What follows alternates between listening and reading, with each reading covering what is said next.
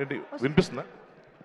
So ఇవాళ నా అభిమానం గురించి చెప్పుకోవడం కాకుండా ఈ ప్రపంచంలోనే అతి గొప్ప అభిమాని ఒకరిని నేను చూశాను. ఆ అభిమాని గురించి ఇక్కడ మీ అందరికీ చెప్పాలనుకుంటున్నాను.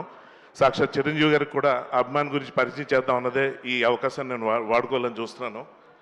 సో ఒక అభిమాని చేసే పని ఏంటంటే తమకు ఇష్టమైన నటుడిని ఫాలో అవడం, అనుకరించడం, అనుసరించడం ఇవన్నీ చేసి వాళ్ళ పేరుని నిలబెట్టే ప్రయత్నం తమ వంతు కృషిగా చేస్తుంటారు.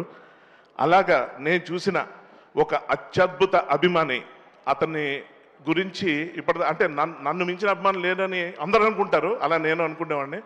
కానీ అతన్ని చూసిన తర్వాత సార్కి వాళ్ళు అతని గురించి పరిచయం చేయాలనిపించింది. ఆ అభిమాని పేరు శివశంకర్ వరప్రసాద్. కొణిదెల శివశంకర్ వరప్రసాద్ గారు చిరంజీవి గారికి అతిపెద్ద అభిమాని. ఎలా అంటే చిరంజీవి అన్న పేరు అమ్మ నాన్న పెట్టింది కాదు, నాన్నమ్మ అమ్మమ్మ పెట్టింది కాదు. ఒక దేవుడి కల్లో కనిపించి అతనికి ఆ పేరు పెట్టడం జరిగింది. ఆ పేరుని సద్వినియోగపరచుకోవడమే కాకుండా నిలబెట్టడానికి విపరీతమైన కృషి.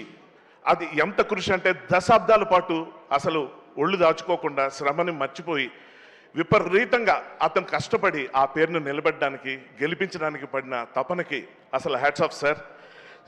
కొణిదెల శివశంకర్ వరప్రసాద్ గారి వల్ల మీరు చిరంజీవి అండి. మీ వల్ల మేమంతా సుఖీభవ. Thank you sir. Thank you very much. Thank you so much Harshavardhan గారు. Thank you very much. And ఇప్పుడు సాయి కృష్ణ గారిని వేదికపైకి సాదరంగా ఆహ్వానం పలుకుతున్నాము. One of the writers and definitely chief executive producer Sai Krishna గారు, ప్లీజ్ వెల్కమ్.